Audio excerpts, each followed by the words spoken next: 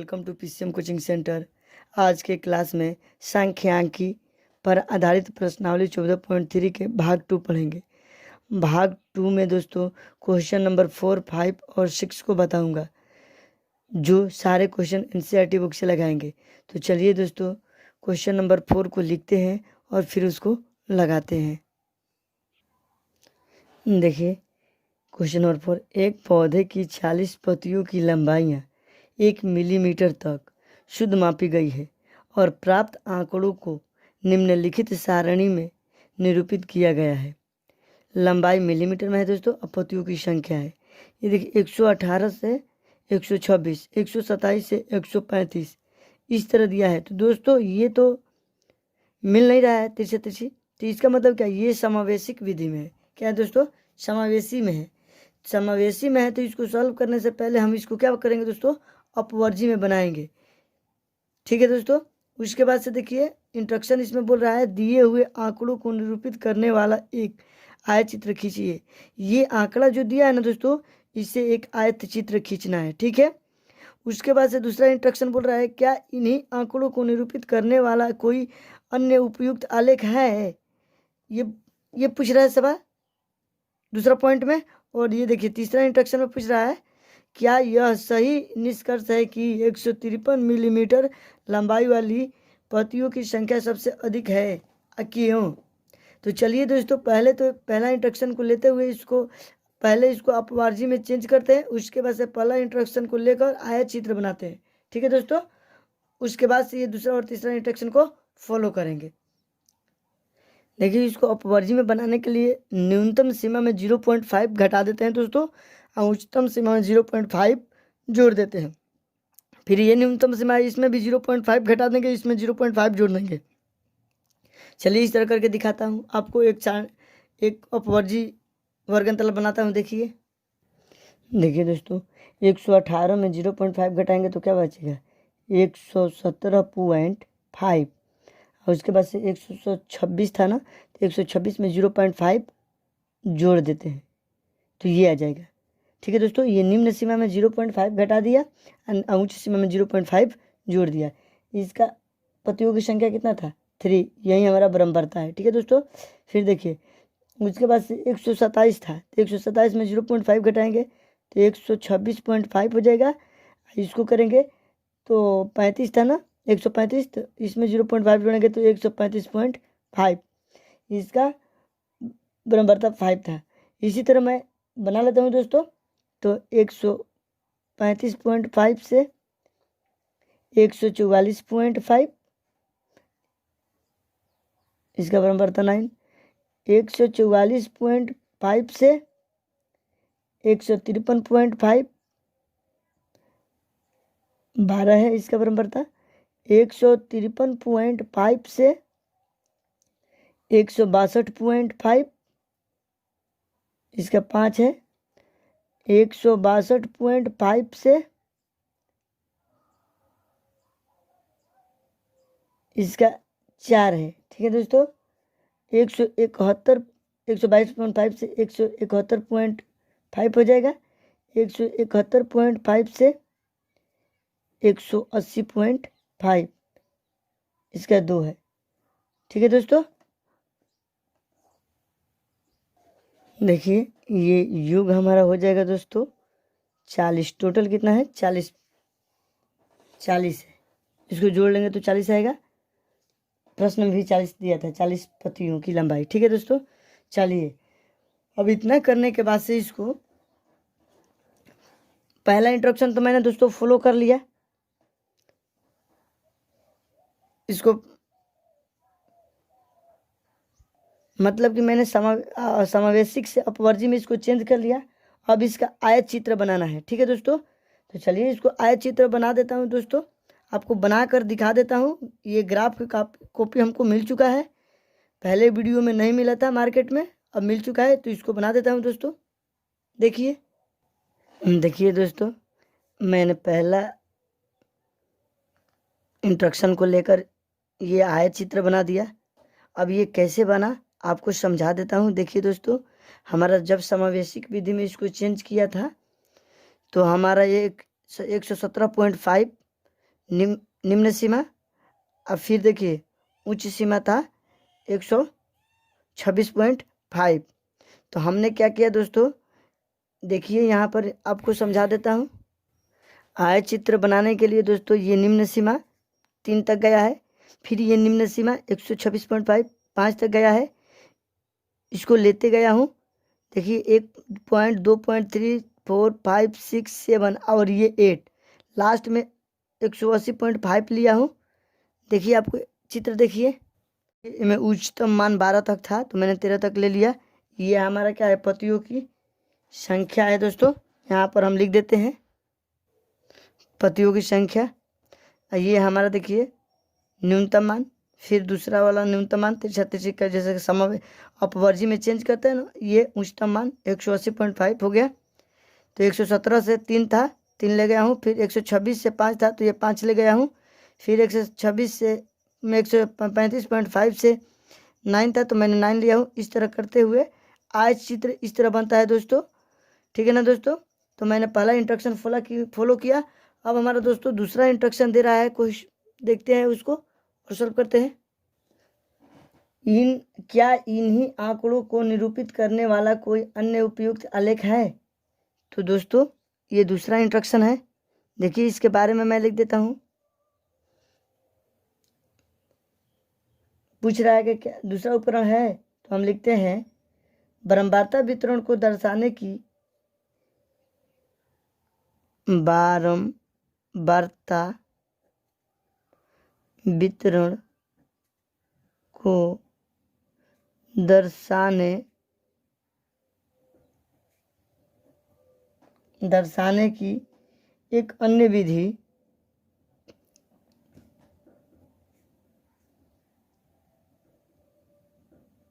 बारंबारता बहुभुज है, ठीक है दोस्तों।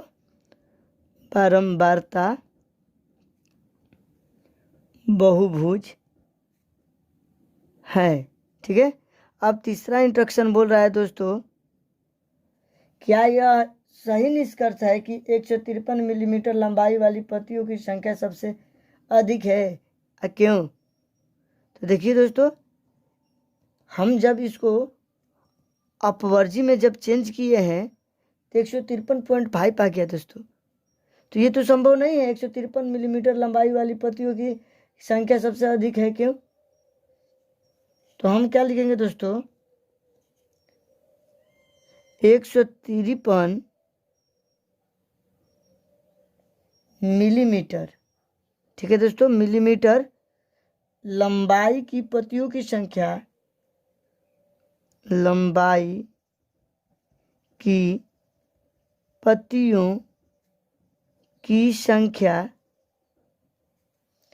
पूर्ण रूप से बताना संभव नहीं है, पूर्ण रूप से बताना संभव नहीं है, ठीक है दोस्तों।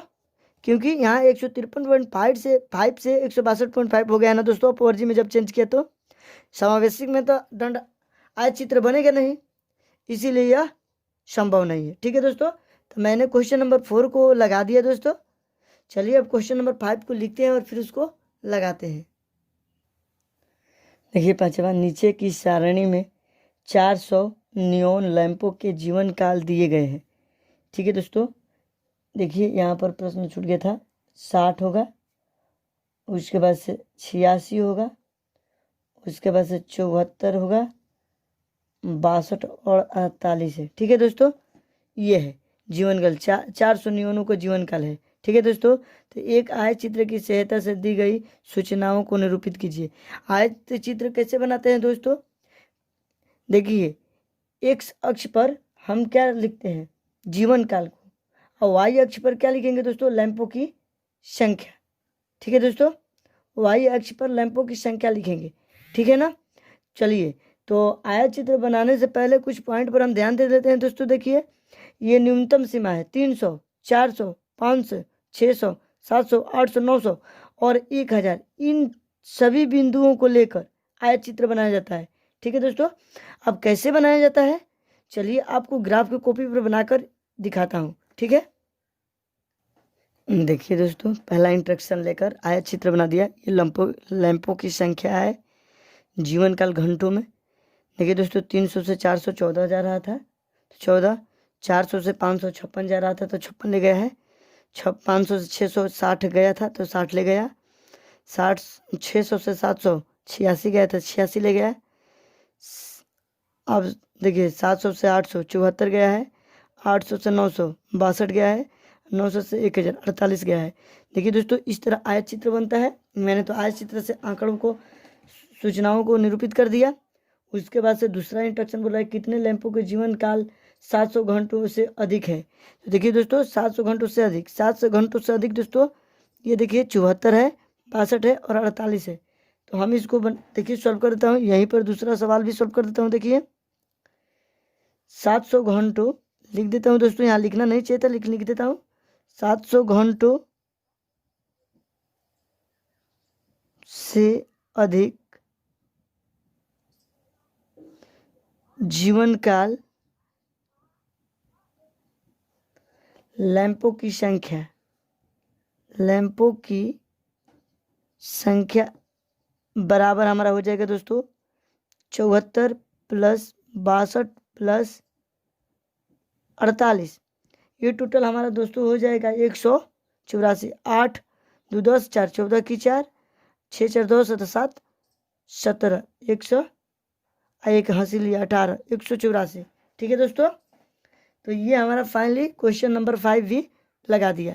चलिए अब क्वेश्चन नंबर 6 को लिखते हैं और फिर उसको लगाते हैं दोस्तों। देखिए दोस्तों, क्वेश्चन नंबर 6, नीचे की दो सारणियों में प्राप्त किए गए आंकड़ों के अनुसार दो सेक्शनों के विद्यार्थियों का बंटन दिया गया है। ये दो सेक्शन ए सेक्शन बी करके ये दोनों का बंटन दिया गया है। ठीक है दोस्तों, ये आंकड़ा दिया गया है। ये वर्ग अंतराल है, ये भ्रमणता है, यानी अंक वर्ग अंतराल है।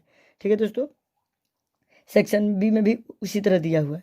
तो बोल रहा है दोस्तों हमारा दो बराबरता बहुभुजों की सहायता से एक ही आलेख पर दोनों सेक्शनों के विद्यार्थियों के प्राप्तांक निरूपित कीजिए। दोनों बहुभुजों का अध्ययन करके दोनों सेक्शनों के निष्पादन की तुलना कीजिए। ठीक है दोस्तों, तो पहले देखिए सेक्शनों के विद्यार्थियों को प्राप्तांक निरूपित करना है दोस्तों।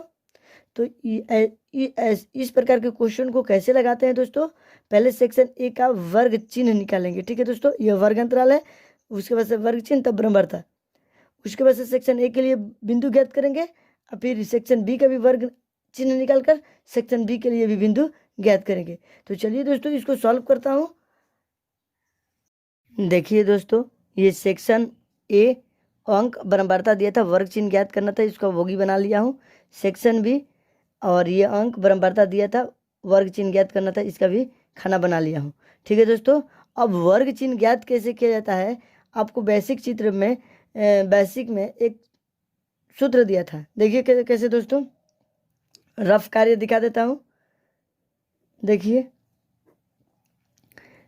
निम्न सीमा प्लस उच्च सीमा बटा में 2। ठीक है दोस्तों, तो 10 में 2 से भाग देंगे तो क्या आएगा 5, तो ये 5 आ जाएगा। फिर देखिए दोस्तों, निम्न सीमा प्लस उच्च सीमा 10 अब 20 30, 30 में 2 से भाग देंगे तो क्या आएगा 15, ये हो जाएगा। अब देखिए दोस्तों 20 से 30, 50 में अगर 2 से भागा देंगे तो 25। ठीक है दोस्तों, उसके बाद से देखिए 40 से 30 70, 70 में 2 से भागा देंगे तो 35, और 40 50 90, 90 में 2 से भागा देंगे तो 45। इस तरह वर्ग चिन्ह ज्ञात किया जाता है। ठीक है दोस्तों, अब उसके बाद से देखिए दोस्तों यहाँ पर ये भी 5 हो जाएगा, ये 15 हो जाएगा, ये तो सेम टू सेम है, तो सेम टू सेम वर्ग चिन्ह आ जाएगा। ठीक है दोस्तों, देखिए ये 35 हो जाएगा, ये 45 हो जाएगा। ठीक है दोस्तों, अब वर्ग चिन्ह निकाल दिया। ठीक है, तो हम पहला इंस्ट्रक्शन हमारा देखिए उसको लेकर सॉल्व करता हूं दोस्तों। अब देखिए दोस्तों, सेक्शन ए के लिए बराबरता बहुभुज के लिए बिंदु क्या प्राप्त होगा, उसको लिख लेता हूं। देखिए सेक्शन ए के, ये रफ है। ठीक है दोस्तों, ए के लिए बराबरता बहुभुज बहुभुज के लिए बिंदु। तो हमारा बिंदु हो जाएगा दोस्तों, देखिए इसमें 5 और 3 हो जाएगा। x बराबर 5 तो y बराबर 3। ठीक है दोस्तों। उसके बाद से देखिए दूसरा बिंदु होगा 15 9, तीसरा बिंदु हो जाएगा 25 17, चौथा बिंदु हो जाएगा हमारा 35 12, चौथा बिंदु हो जाएगा दोस्तों हमारा 45 9। ठीक है दोस्तों। ये और सेक्शन बी के लिए बिंदु देखते हैं दोस्तों। सेक्शन बी के लिए बारंबारता बहुभुज के लिए बिंदु। ठीक है दोस्तों। देखिए इसका बिंदु हो जाएगा 5 5। ठीक है दोस्तों। उसके बाद से 15 19 15 19, उसके बाद से देखिए दोस्तों 25 15, उसके बाद से देखिए 35 10, उसके बाद से 45 01 यानी कि 1। ठीक है दोस्तों। इस तरह हमारा सेक्शन ए और सेक्शन बी के लिए बिंदु हुआ। अब इन सेक्शन ए और सेक्शन बी को एक ही आलेख पर निरूपित करना है ना दोस्तों। तो चलिए इसको निरूपित करके दिखाता हूँ आपको। देखिए दोस्तों ये 5 3 दिया था ना, ये वर्ग चिन्ह लिया हूँ और ये बराबरता लिया हूँ सेक्शन ए बी से। ठीक है ना दोस्तों। ये 5 10, यहाँ बीच में 15 है 20, यहाँ बीच में 25 है 30, यहाँ बीच में 35 है 40, बीच में 45 50, इस तरह। ठीक है दोस्तों। अब हमारा सेक्शन ए में बिंदु क्या प्राप्त हुआ था? 5 3 15 9, 5 3 15 9 25, उसके बाद से 25 17, उसके बाद से 35 12 और उसके बाद से 45 9। यहाँ से दोस्तों मैंने लिया हूँ। ठीक है दोस्तों। इस बिंदु को इस तरह रेखा से मिला दिया हूँ। ठीक है। ये पहला का आरेख था। उसके बाद से दूसरा का भी आलेख पूछ रहा था ना, तो दूसरा सेक्शन बी का, तो सेक्शन बी का 5 5 था ना पहले, वर्ग चिन्ह 5 बराबर था 5, तो ये 5 5, उसके बाद से 5 19, उसके बाद से देखिए 15 19 था, उसके बाद से 25 15 था, उसके बाद से 35 10 था, उसके बाद से 45 1 था। तो देखिए दोस्तों मैंने इसका आरेख आसानी से आपको खींचकर दिखा दिया। आप मुझे उम्मीद है कि आपको समझ में आया होगा। चलिए तो मैंने 6 प्रश्नों को लगा दिया। आप लोग इसको कॉपी में नोट कर ले या स्क्रीनशॉट ले लें। नहीं समझ में आ रहा है तो कमेंट करें। अगर मेरी वीडियो आपको पसंद आ रहा है दोस्तों तो लाइक शेयर और सब्सक्राइब करें और अंत में बेल आइकन को प्रेस कर दें, ताकि जब भी मैं लेटेस्ट वीडियो बनाऊं तो सबसे पहले आपको मिले। तो आज क्लास में इतना ही फ्रेंड्स। जय हिंद।